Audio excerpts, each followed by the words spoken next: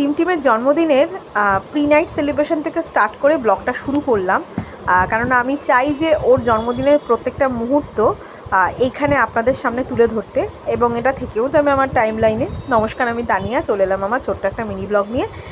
টিমটিমের জন্মদিনটা ছিল রবিবার, এটা শনিবার রাত্রিবেলা প্রি নাইট একটা বার্থডে সেলিব্রেশন করা হয়েছে ছোট্ট করে, আমি আর অরিজিৎ মিলেই করেছিলাম। তারপর দিন সকালবেলা আমরা একটা বেরিয়েছিলাম টিমটিমের নামে একটু পুজো দেবো বলে। আমাদের এখানে বিপত্তারিণী চণ্ডী বাড়ি আছে, সেইখানে মায়ের কাছেই গিয়েছিলাম টিমটিমের জন্য একটু পুজো দেওয়ার জন্য। আমি, দিদি, মাসি আর অরিজিৎ আর টিমটিম, আমরা এই কজন মিলেই গিয়েছিলাম। আমরা খুব ভালোভাবে পুজো দিতে পেরেছি।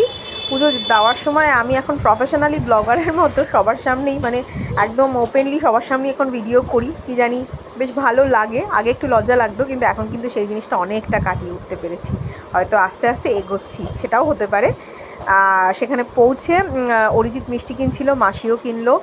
আমি, দিদি আর টিমটিম একটু ওয়েট করছিলাম। টিমটিম আবার একটু রোদের মধ্যে, ওর একটু পায়ে গরম লাগছিল, কারণ ওখানে সবাই জুতো রেখেছে, ওরটাও রাখতে হয়েছিল। তারপর ভেতরে গিয়ে পুজো দিয়েছি। পুজোর কোনো ব্লগ করা সম্ভব হয়নি বা ছবি তোলা, কারণ ভেতরে ক্যামেরা নিষিদ্ধ। যাই হোক, দরকারও পড়ে না, কারণ পুজো দেওয়াটা তো দেখানোর কিছু না, ওটা তো মনের ব্যাপার। পুজোটা খুব শান্তি করে ভালোভাবে দিয়েছি, আর ভালো লাগে। ওখানে প্রত্যেক বছরই যাই, টিমটিম হওয়ার পর থেকে টিমটিমের জন্মদিনে প্রতি বছর ওখানে গিয়ে পুজো দিই। পুজো দেওয়া হয়ে গেলে আমরা একটুখানি ঘুরছিলাম। ওই জায়গাটা আসলে এতটাই বড় এবং বেশ ছায়া থাকে, তো টিমটিমের বার্থডেটা যেহেতু গরমকালে, কিন্তু ওখানে গেলে কিন্তু বেশ ভালো লাগে, মানে খুব সুন্দর একটা আরামদায়ক জায়গা। মায়ের কাছে এসছি না, মায়ের কাছে গেলে তো গরমে যাই, বর্ষায় যাই, শীতে যাই, যখনই যাবো না কেন মায়ের কাছে গেলে সবসময় ভালো লাগে বলুন।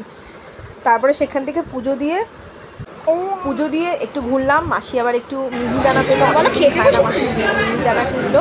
তারপরে আমরা একটু ব্রেকফাস্ট করবো বলে ওখানে বসেছি। ওখানেই একটা ছোট্ট মতো খাওয়ার জায়গা আছে, সেখানে বসে আছি।